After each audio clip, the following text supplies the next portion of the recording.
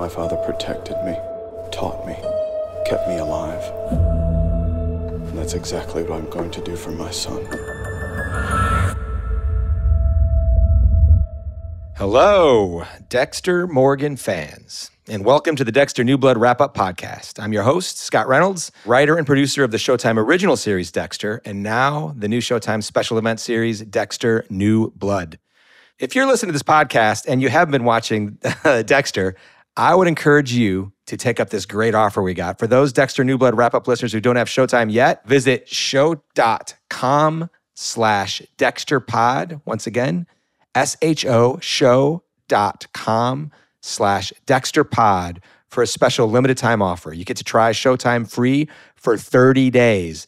Then just $3.99 a month for your first 4 months. This offer is for new customers only and expires November 30th, 2021.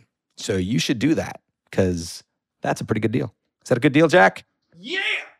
Joining me to break down the second episode, Storm of Fuck, is Jack Alcott, who plays Dexter's now teenage son, Harrison Morgan. And later, we're going to talk to the episode's writer, Warren Hsu Leonard, to discuss how the story came together and how he was once a lawyer for the Dodgers. Yeah. Welcome, Jack. Thanks for coming on the Dexter Wrap-Up Podcast. Thank you so much for having me. It's so good being so close to you again. Love sharing a mic. It's great. This is wonderful. I had a different experience than you had as far as becoming Harrison Morgan. I got to sit back and watch people like audition and do all that. But you had to give it all to get this role. Let's talk about being cast as Harrison. It was one of the most bizarre casting experiences I've ever had. It was awesome. It started with, getting a breakdown and a set of sides for a character named Randall. That's right. We kept it very close to the chest, Yep. as we do all things on Dexter. Yep. And I had not watched any of the show, was not familiar with it at all. I mean, I knew it was a show, and that was about it. I threw together a self-tape, like one does, particularly in the middle of quarantine when you can't go see anybody at all. And oh yeah, everything's completely different. It used to be maybe send a tape in and then you'd come in and perform and do whatever. Oh my God, yes, absolutely. And it had become this sort of like, oh, I'm gonna work my butt off and send in this thing and probably just not hear anything at all. Just send in a tape and sort of forgot about it because that's what you're supposed to do. Months went by and I guess was like, I guess I didn't get it. Cool. And let's say on our end, we were already fans of your work because of what you did on Good Lord Bird, playing John Brown's, another, let's face it, rather conflicted father figure. Yeah, I'm 2 for 2 with like really badass TV dads. That's for sure. Ethan Hawke as John Brown, and that's on Showtime, right? Good Lord Bird? Absolutely. So you were sort of familiar. You were familiar to us because of what you did, especially that. Thank you. I don't want to spoil what happens in that after the train moment. Oh boy. But that was quite a scene. It was quite a moment you gave us in that. So we were already we were primed for greatness.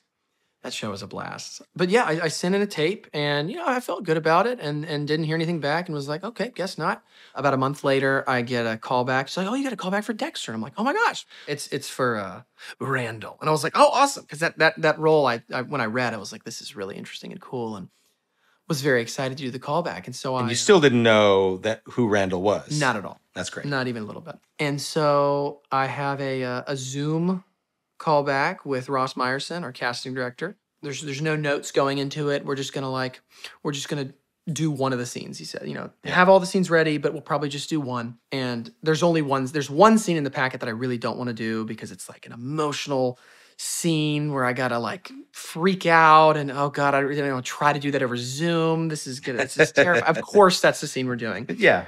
We get there. Ross is great. We exchange pleasantries, and then we do the scene. We make it through the scene. I feel okay, and Ross sort of shakes his head and is like, "Yeah, I just don't believe it. I don't believe any of it." He gives me some notes, and he's this is the stakes need to be way higher. We need to get to this place and do this and that, and let's do it again. And now I'm desperate. Now I'm like in actor Jackson panic mode, and we do the scene again, and we make it through, and he sits there and he shakes his head again. He goes, "Yeah, still not getting it." And I'm like, "Oh my God. All right. Well," and this is when he, kicks me off the Zoom, and I am sad. And he's like, "I want to go back again. Let's start from the beginning, and I want you to hit this beat here." And he starts to get really specific, and I'm like, "Okay." And so we proceed to kind of really slowly work through the scene, and he kind of coaches me through it.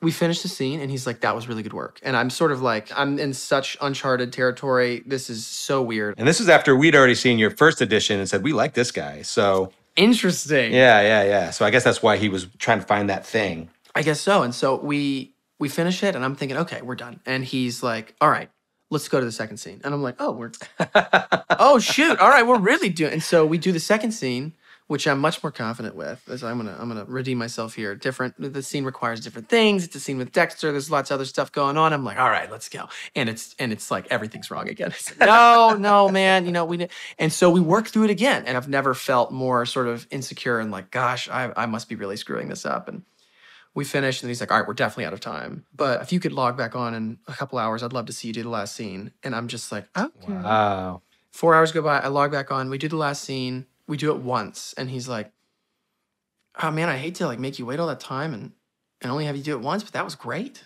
And I'm like, what? What's going on? I was so confused. And he was like, thank you so much for sticking with it, man. And like, you did great work. And I think you've got a better handle on the character now. And I was just sort of like, wow, thank you. I was so confused and just like, this is just such a new thing. This had never happened to me. And I was like, well, thanks so much, man. And, thank you for sticking with me. Clearly I was slow on the uptake. And I hung up and called my reps, and they were like, yeah, he already got back to us. He said, it took a minute, but he got some really good work out of you. And I was like, well, I'm glad everybody's happy. Like, what is this? Does this mean anything? And they were like, no, absolutely not. No. And then they're like, we want to have a session with the director. With Marco Siega. Yes. And I'm like, awesome. And they had just sent me an NDA to sign, and I wasn't really sure why, and I didn't have all the info yet. Right, because you still didn't know. I didn't know what this was. Still knew nothing. And they were like, yeah, I mean, it's just you and Marcos and casting. Oh, by the way, no, actually, sorry, you're reading with Michael C. Hall. And I lost my mind. They send me the sides, and suddenly my name's Harrison. Did it click at that point? Did you know enough about Dexter to know what that was? I'm only just now watching the show at this point. And at that point, like I was in, once had the you been callbacks born? Started. No, I was watching the first season. I was like, I wasn't even an idea yet. And so I was like, clearly this is important. This name change is very important because I had to sign an NDA to see it. And I did some sleuthing. And Dexter's dad's name is Harry. Yup. And this guy is named Harry's son. Yup. And the dots very slowly were connected in my brain. And I was like, oh. And I remember being late to that Zoom. Everybody's wonderful. And they're like, perfect. The perfect feeling you want to have before you're about to act with Michael C. Hall. Yeah, we're off to a great start. And before we start, Marco says, hey, man, before we start, I just want you to know that I think you're really awesome. That's so Marcos. I've been watching your work and your other auditions, and I really, really think you're fantastic. And I don't want you to be nervous in this session, because this is just about us seeing how we're going to work together and seeing how, what new colors we can find in the scene. The work you've done is already great. So I just want you to be able to relax and have fun in the session. And that, like, just massive weight off my chest. That's great. It was unbelievable. And we just read the scene a couple times. And I mean, reading with Michael C. Hall, it's like, oh, well, there's Dexter. Oh my God. And everything just became so much easier. It was like, wow, I don't have to act. I just got to say the words and listen to him say the words in it. He's a very giving actor like you. Like he's wonderful. And it was a pretty quick audition. And I remember hanging up from that and calling my reps and being like, that was great. That actually was great. I don't, and then I was super invested in fingers crossed and absolutely freaked out when I got it, and then freaked out again when I started reading the scripts. That was the thing where that was where it really clicked. Yeah. Was when I started reading and realizing like how cool this role is, how much I had to chew on, all the amazing scenes I was going to get to have with all of these amazing actors. The number of times I like had to put my computer down and like dance around the room like, oh my God, I get to do X, Y, and Z. Like, oh my gosh. That was when everything really clicked, was starting to read. I think I read all 10 episodes, 600 pages in, it was less than 24 hours. Like I read all of it. It's awesome. So let's talk about what it was like to, that first and second episode. I mean, the scene I really want to talk about is Harrison breaking in to Dexter's cabin. The first time Harrison sees his father in 10 years is his dad has a hatchet. Yeah. Ready to kill him. That was a really wild scene to film. And I'm actually really, one of the most intimidating things about this entire project was how it was cross-boarded and how out of order we shot everything. And just jumping all over the place and shooting the end in the beginning and the beginning in the end and just constantly jumping episode to episode, director to director. It was disorienting at times, but I remember being really thankful that scene, that was like one of the few times I was like really super thankful we didn't shoot chronologically. I was like, I'm so glad that, ironically, that I get to work into it a little. I get to work into it a little bit, and ironically that I have a relationship with Michael now, and that, even though the characters don't, as actors, we have a solid relationship and just a ton of trust. It's a really intense scene, and it was one that we both could just sort of like, dive into without abandon and just, really, really go for it, because it's so hard for both of those characters. And we shot that in the middle of like, I feel it was like a week or 2 week period where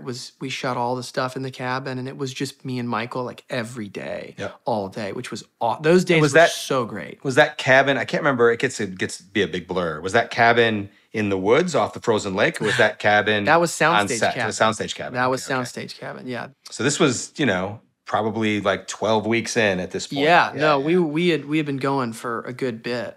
Breaking and entering and being greeted by your father with a hatchet. Yeah, that was an unbelievable scene to film, because as an actor, you're always sort of chasing the like, if I just feel it, if I can really entrench myself in the story and really immerse myself in the character, that it is the story that makes me feel things. I'm not like drawing on my my childhood trauma to like get emotional in a scene. Like I am affected by what's happening to me in this moment as this character, and just turning around and the amount of tension that just is instantly there the second that I turn around and see him, and trying to read him, like trying to read Michael as he went through all of these emotions and buried all of them, and then kind of gave me his classic Dexter, got the wrong guy. Yeah. I hope you find who you're looking for. Yeah, hand some money over. Does that little shake that he does when he's little head bob a little bit. And meanwhile, let's talk about the Deborah in the room. There was a Deborah in the room that you're not supposed to see. Yes, that was like through the entire show, a very, very cool experience to get to work / not work with Jennifer Carpenter, who's just so awesome. And I got to see, other than Michael, probably saw her the most of anybody else outside of Michael, because she appears a lot when he's dealing with his son. And so it's all about Harrison. Yeah. And so watching her work was really, really cool, and seeing how it would inform like the moment that we're having, in that scene. It's like, which, I kind of, as the character, like, I don't really want to know that, because I need to have all these questions. But as an actor, it was really, really cool to just like see how these different pieces fit together to like create this crazy picture, this crazy story. I remember one of the later takes, we've been doing a little bit, and always trying to find something new and do it a little different. And, you're making new discoveries in the scene. And I can't remember what it was, but like, he gave me, I don't think it's in the episode, but I remember in one take, he gave me like a sad little smile. And there was like, oh my God, there was a hint of like, you totally know. And it like, I remember feeling just all of the breath just sort of fall out of me, and leaving that scene and walking like out, like onto a soundstage, walking out of that cabin on into like. Because we shot you walking away 12 weeks earlier. Yeah. From Dexter's point of view. Walk down the driveway was, had been done a million years ago. And just sort of stepping out the door into the soundstage and just being like, oh my God. Yeah. My heart. This scene. I think that'll be a question a lot of people have. Like, did Harrison believe that he made a mistake? Or when Harrison says, if you don't want me, just fucking say it. Yeah. No, he's my dad. I know he's my dad. No, it makes like, it even worse. It's the most heartbreaking thing ever. It's like, I come to learn that my father, abandoned me. I thought he died. I come to learn that he abandoned me. That's a lot. Yeah. And I spend a crazy amount of time searching for him by myself. I like traverse the country only to get there and have him reject me, but not even with a real rejection. There's no honesty, there's no closure. It's just this sort of, you get nothing. Yeah. You get nothing. Sorry. You get $20. I hope you find who you're looking for. Like, Yeah. oh my gosh. Yeah, no, it just absolutely gutted me. As an actor and a person and a character, all of those at the same time in that moment. Oh man, when that landed, it just was like, geez. And then, and then we cut and I was like, nice. And Michael was like, nice. And that, even in that moment, I remember there was takes where there were tears and takes where there weren't, because that's always that's Dexter's question is my son a psychopath, a sociopath like me, or is he normal? We certainly don't solve that at the end of episode 2. But it was a great, great heartbreaking moment that sort of sets up the whole season, I think, really well, leading to Dexter going to the bus station. The way we constructed it was it's really up in the air whether or not Harrison would be willing to go back home with this man who flat out lied. Because if that's what you're saying, if that's what you're revealing, that, in our heads, Harrison knew. Yeah, absolutely. I mean, that was probably one of my favorite scenes that we filmed in the entire project. But I mean, that choice to come back, comes from a couple places, I think. It totally comes from like, well, I still need answers, and this is the way that I get them. Which leads into episode 2 very nicely. Into episode 2 yeah, absolutely. And then, of course, below that is, even though he's hurt me over and over again, I'm still a kid who's always wanted a dad. Yeah. And here he is, saying, I'm your father. I'm Dexter Morgan, your father. Please come home. And like, hearing Dexter say please, he doesn't do that. Yeah. Yeah, that doesn't come naturally. And then even the next morning, though, inside the cabin. Oh, that's an absurd amount of silence. We just opened the show. I love that.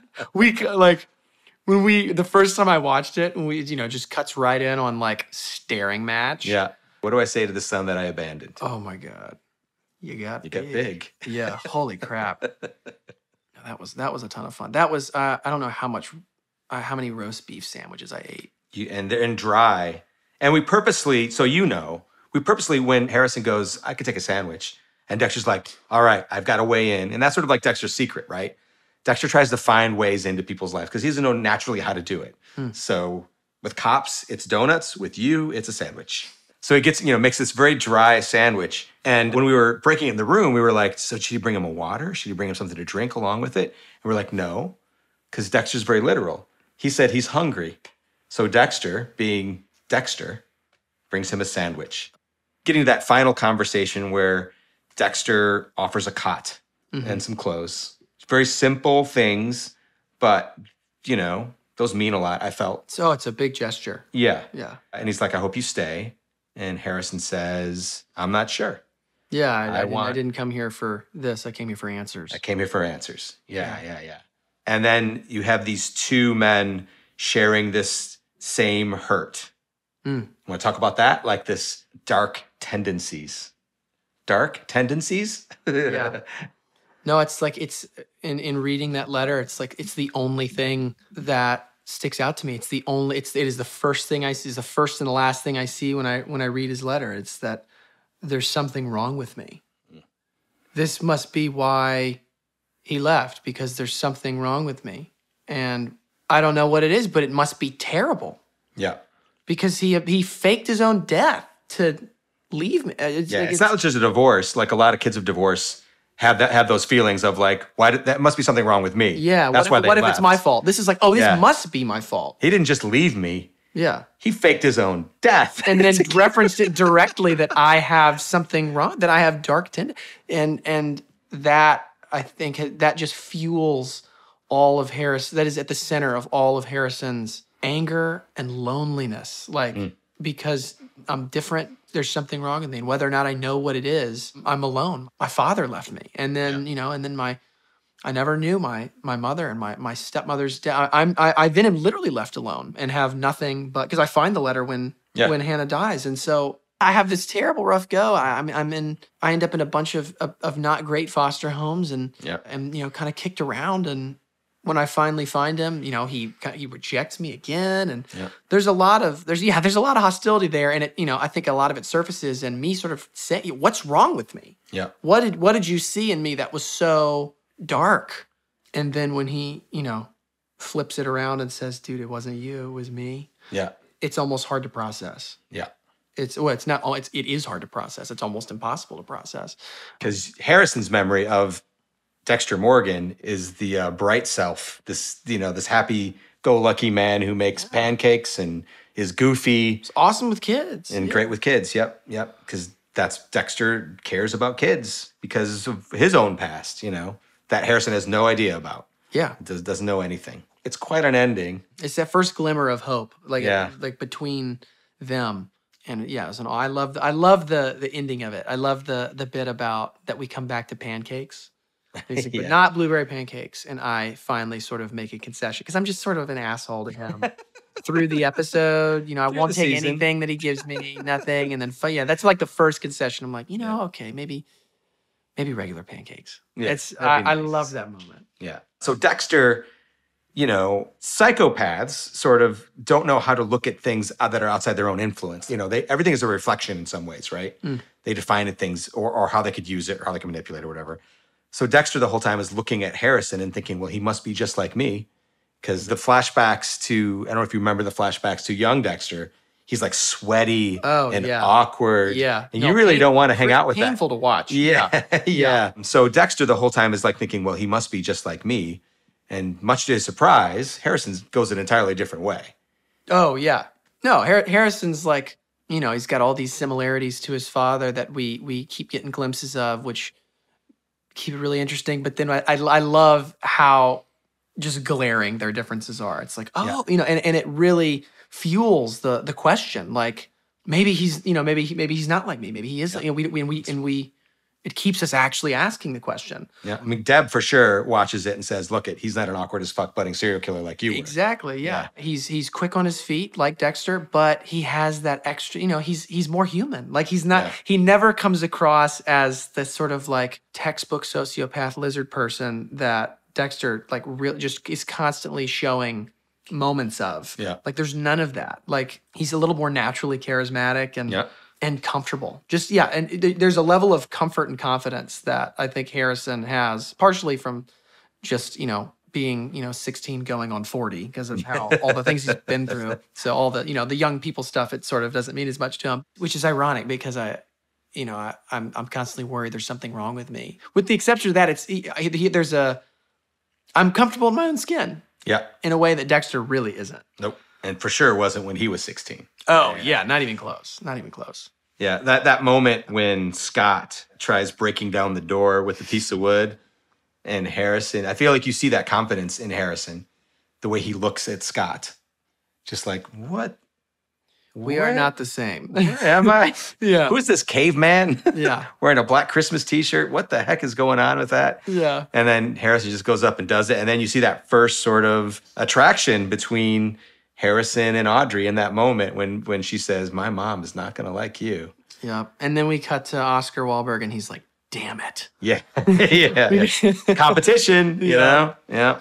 He's a great foil or friend to... he's such a really cool like frenemy. Really interesting character in the show that I think he kicks ass. When he just asks that question to push Harrison as the weirdo, how'd your mother die? Yeah. And we just see that hit Harrison. Mm-hmm. Yeah. No, that was a cool moment. I like that in that it is sort of the first moment that it's not at all a red flag. It's not there, but it is the noticeable thing where, oh, wait a minute. Like something's off there. Yeah. And are we going to see more of it? Are we not? Okay. And he just covers and goes outside and gets some air. And like, he seems like someone who knows his boundaries, knows when he's got to step away. Yeah. And then he sees them digging through his stuff. Any of your favorite moments that you had in the first two episodes? Any things like behind the scenes moments, things that happened even in your trailer or outside or just before you stepped on? Acting with Dexter, acting with Johnny, Julia, like any of those? The last scene of the first episode at the bus stop was... It was an emotional day. Super emotional day. Very last day. It was your last day. That's right. Last scene. We saved that for the very last day of so over 8 months of shooting. I remember everyone asking me like, oh, are you gonna be sad? Or, and I sort of being like, oh, I mean, it's definitely gonna hit me probably when I get home. I'll be fine. It's not a big deal. And Michael and I gave each other, gifts and notes and stuff that were very sweet. And we're shooting the scene, and we get the master, we get, some two shots and some stuff. And it's a great scene that like, it's a quick scene and it flows well and it's like awkward in the right spots. And it was like, this is good. Like, I'm glad I'm doing this with you. A lot is said without words. Absolutely. Yeah. Absolutely. And we do my coverage and it goes really well. And, it's, there's just the nostalgia sort of creeping in, and we're doing the last couple shots and we're on Michael. And before what we think is our last take, Michael just looks over and is like, I love you, man. And I'm like, I love you too, man. And we do one more take and it's great. And it just sort of still hasn't really hit me. And then Marcos yells from over at Video Village, all right, guys, I've got everything I need. One more for you guys. Yeah. And then he called action, and then it hit me. I was like, oh my God. It just hit me like a train, and I instantly was just trying to hold myself together. And I won't look at him for a big portion of that scene. Yeah. And by the time he says the thing about like, it was, it wasn't always so damn cold in Miami, which is what makes me turn. By the time I turned, I already just had tears like streaming down my face. Yeah. And I wasn't on camera, so it didn't matter. And I just gave him like a really, really big smile. And then he started to get choked up, like through the end of his little thing. And it was like, well, this take's totally unusable because this makes no sense for them to both be like crying here. It's like an alternate universe of Dexter. Yeah, like if this was the end of the show, maybe. Like, and they cut, and we just hugged each other. Yeah. Hey, man, thank you so much for coming on this and sharing all of this stuff. This has been awesome. Yeah, man, Absolutely. It was awesome. We'll have you back further in. For sure, because there will be lots to talk about when you come back on this podcast. Oh, and I'm sure there will be. And we're back. Join me to break down the second episode, Storm of Fuck. Yep. We say dirty words on this show. Joining me to break down the second episode, Storm of Fuck, and discuss how the story came together is the episode's amazing writer, Warren Hsu Leonard.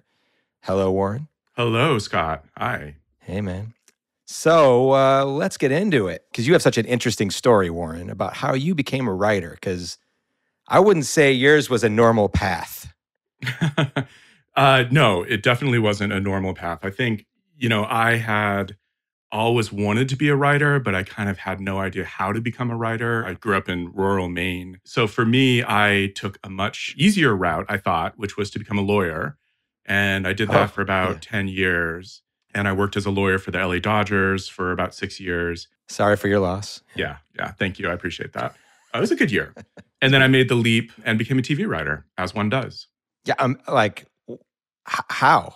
You make it sound so easy. How do you go from there are people that would cut off an arm to be the lawyer for the Dodgers. In some ways, you sort of achieved a pinnacle of something, and then this just wasn't feeding you, or what was? Yeah, I think that was it. I think I'm a huge baseball fan, and I had the perfect job as a lawyer, and I really still wasn't happy.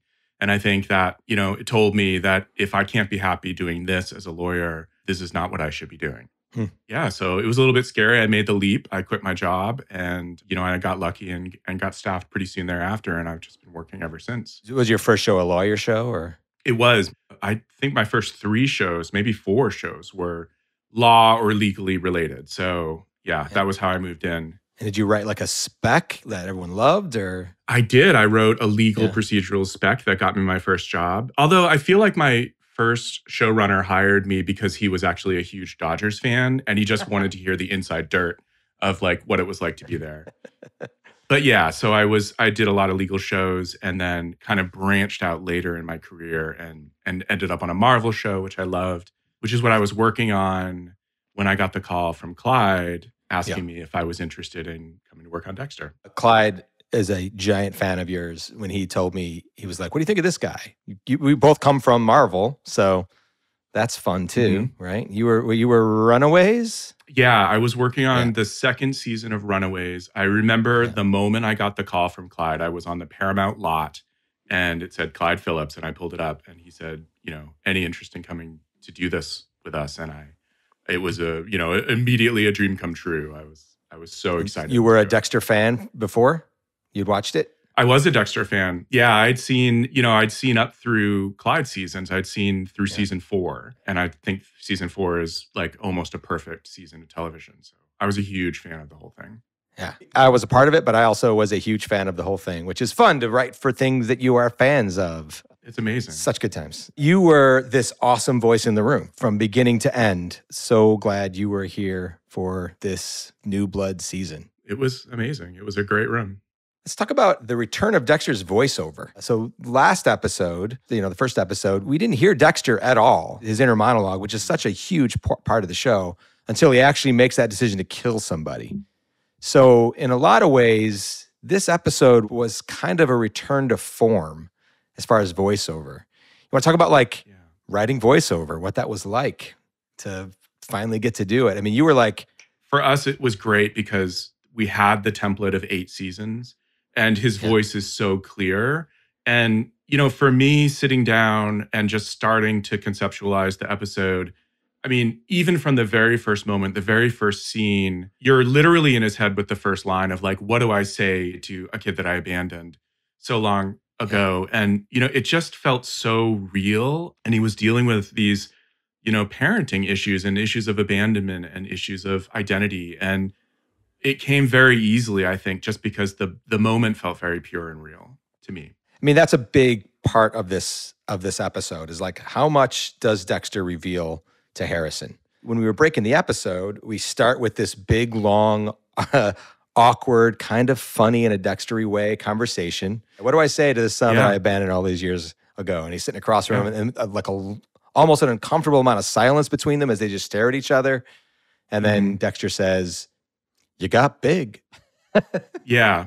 Which is, there's nothing that you can say in that moment, right? There's nothing that you can say in a 10-minute conversation to cover however many years, a decade, or however long it's been they've been apart. And so I think we captured that sense of the distance between them really well. And the voiceover helped us do that so much.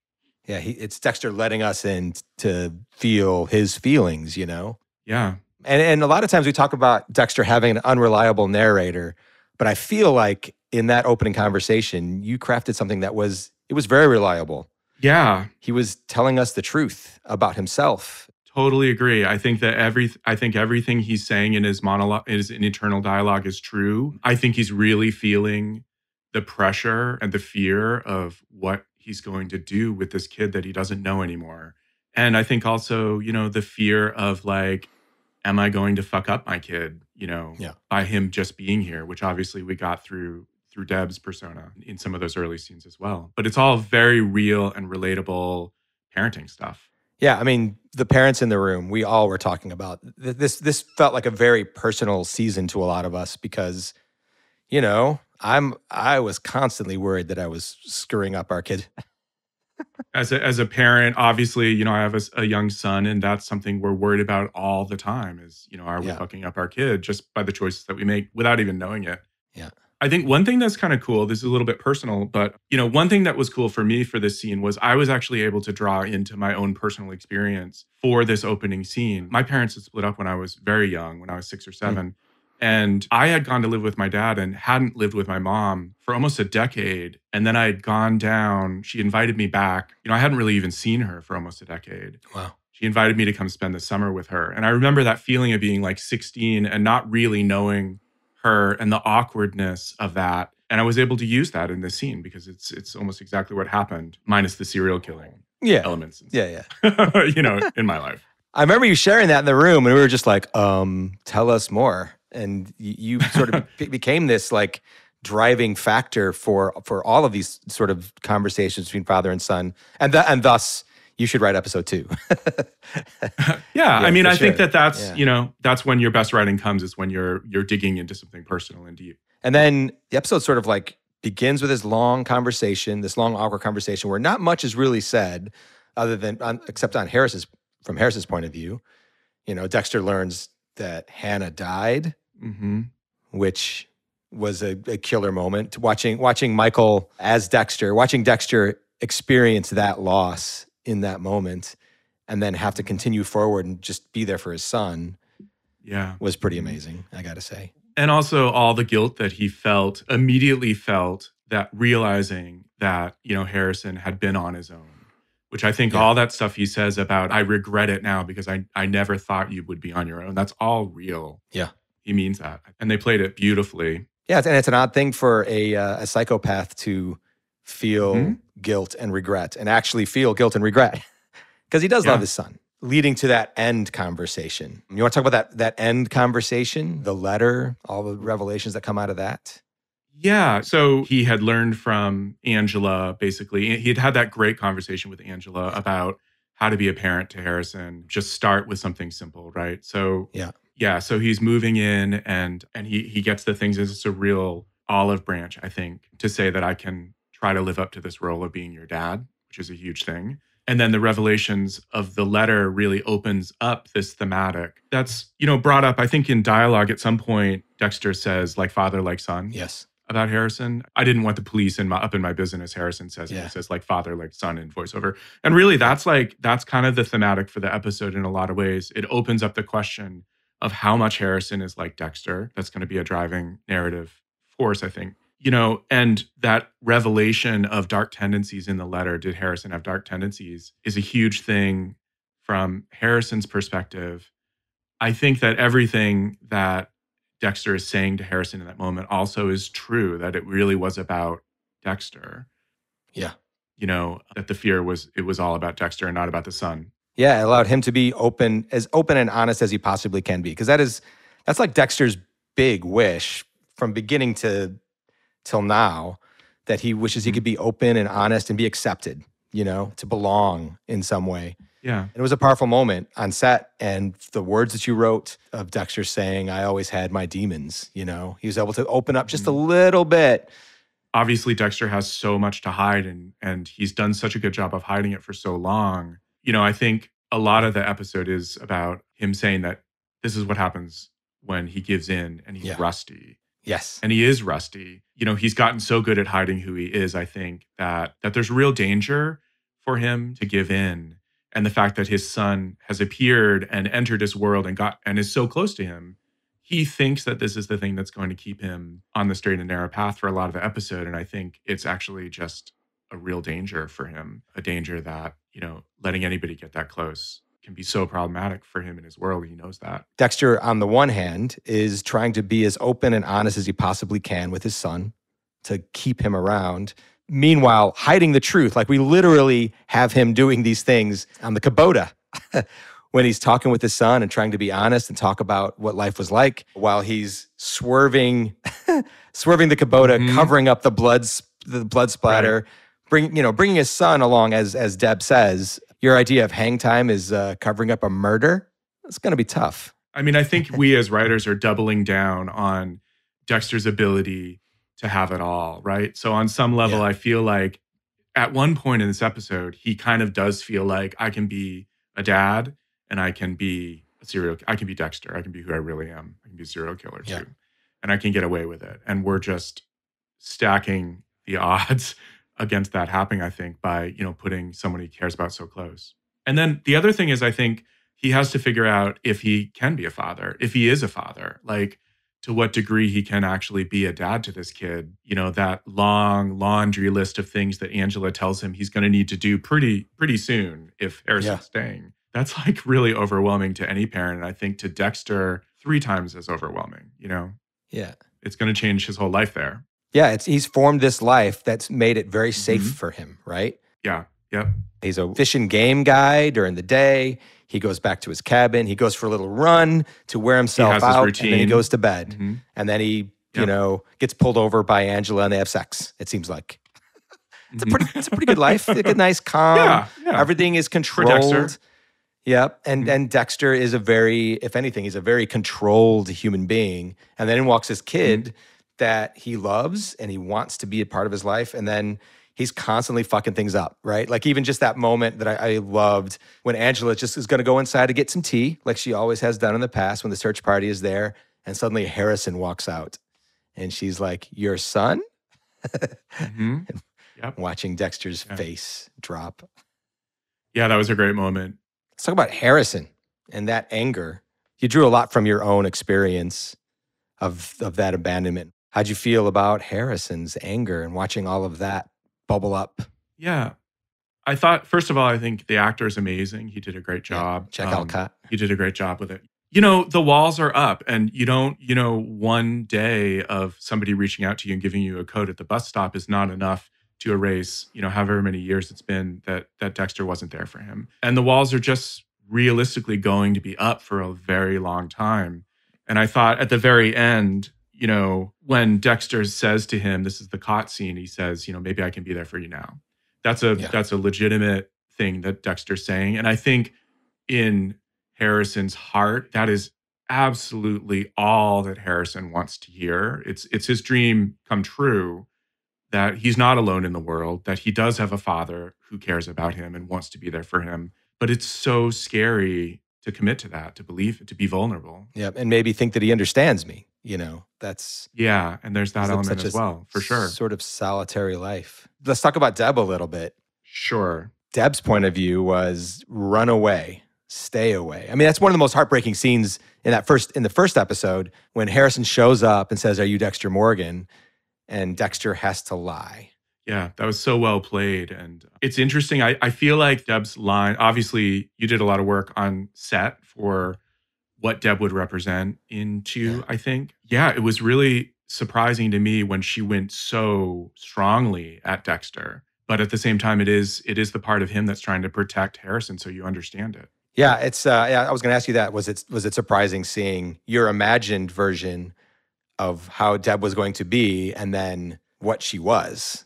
It was, for sure. It was a struggle for her to sort of like figure out, because she's like, I know how Deborah Morgan would play it, but she's like, I'm not Deborah Morgan. This was something we were constantly reminding each other in the room of, like, yeah, it's got to be true to Deb, but it's really all Dexter's creation. Yeah, I thought it worked really well in the episode. I thought they were really powerful moments when she stepped in and, all the way from the beginning of the episode with the bullet on the glass, these moments that he's having of her just like right in his face. I mean, she literally yells at him like, "You smug fuck," by the end of the episode. Like, you don't have to appreciate the win so much, which, you really feel the internal war that's raging inside Dexter, even in his face is so calm, the way that Michael acts it. So wonderful, but this war is raging. And you understand both sides, you do understand everything he's lost in the past. And I hope that you're already starting to care about Harrison and worry a little bit about what he's getting into without realizing it, maybe. Let's talk about Angela as a cop. So when we were creating the show, we knew we wanted an Iron Lake, we wanted a small town. I want to just talk about like how we landed with her being a part of the Seneca Nation and being a cop, an outsider. We really worked hard to sort of make her feel like an outsider too. Yeah. I grew up in rural Maine, and there was a pretty large Native American population near where I grew up, Penobscot Nation. And I was really channeling sort of that area of the world and the way there are these two separate communities. And we thought having Angela have a foot in both communities, she feels a little bit like an outsider in both communities, right? I mean, I feel like we decided that Angela probably went off. I think we decided that she went to like Cornell or something for college. Yeah. She'd gone off away from the area and then come back because she felt some responsibility to this place, right?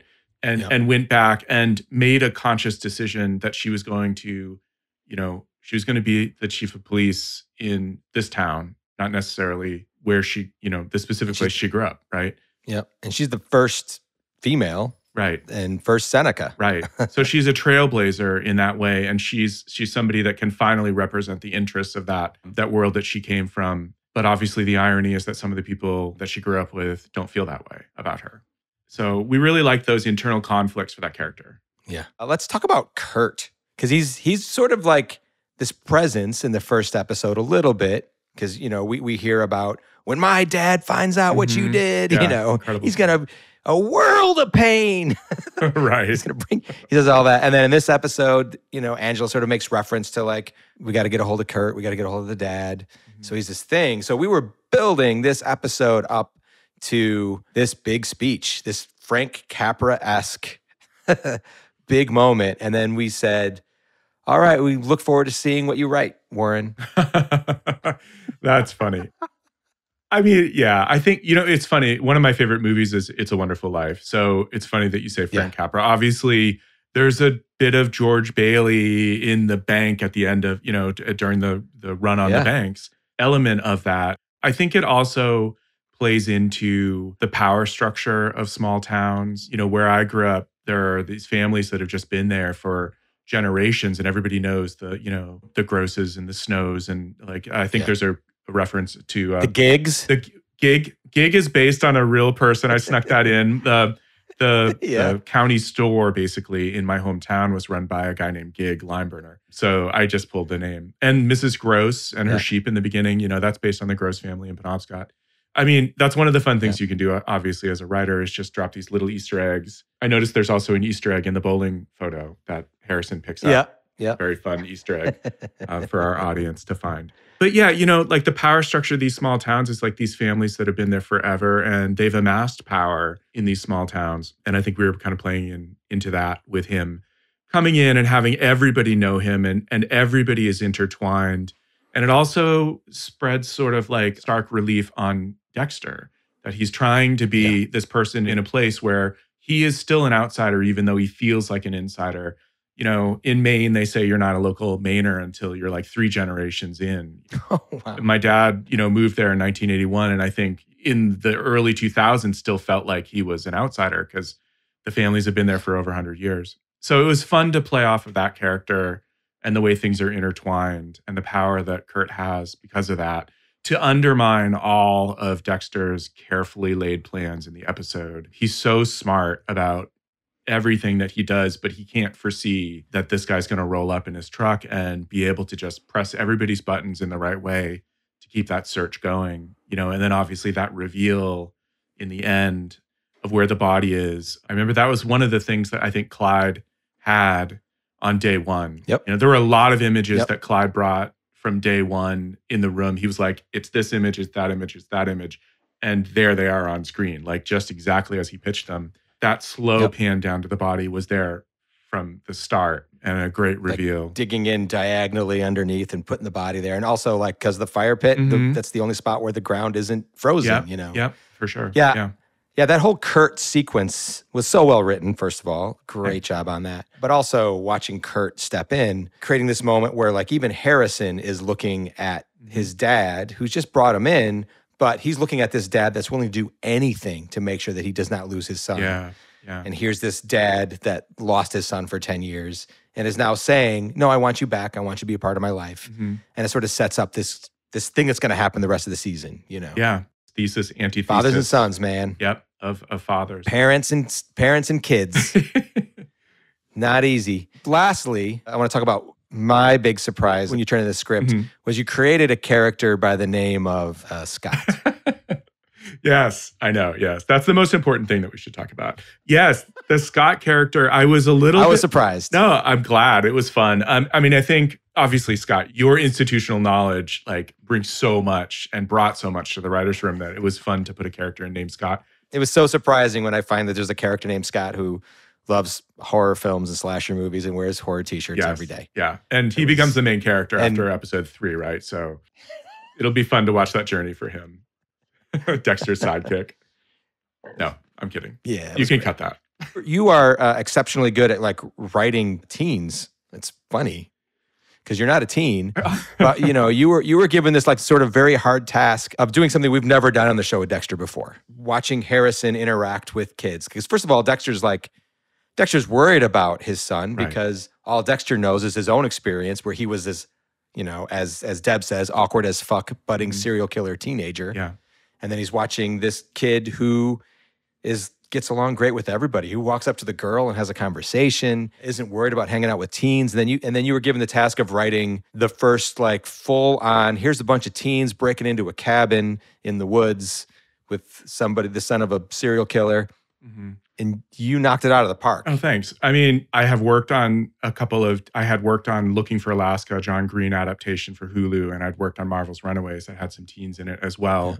I mean, it was fun to bring that energy a little bit to the world. I mean, I really liked that moment when Dexter says to him, like, it's okay if you want to go in the cabin, and just chill. I know it's hard to meet. And he's like, no, I'm cool. I got it.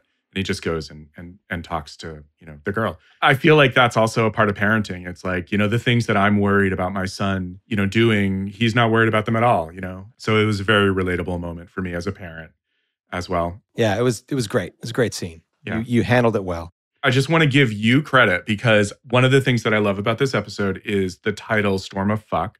And obviously, we were trying to find, literally remember like Googling like what are Deb's fuck catchphrases, and there were so many of them, and we found it. And it was in the script. And I remember I was probably calling it like father like son or something like that. And you at the lunch table, you were like, what if it's Storm of Fuck as the title? Yeah. And it was such a great thing. And at first I was like, really? Like, can we do that? Yeah, can we do that? But no, it's a great title, and that all goes to you too as well. So thank you for that. Well, you wrote it. Yeah, Okay. It was great. All right. It was great. Cool. All right. Hey, listen, Warren, thank you so much. I'll have you back for episode 6, right? Cool. Yeah, we did that together, right? So Yeah, that was fun. that'll be fun. Yeah. Thank you, Scott. All right. Well, thank you so much. All right. And until next time, catch you around. All right. Bye. And that's a wrap for this week's episode. Listen every Tuesday and subscribe to the Dexter New Blood Wrap-Up wherever you get your podcasts, and watch Dexter New Blood Sundays only on Showtime. This official podcast of the Showtime original series Dexter New Blood is produced by Showtime in conjunction with Malka Media.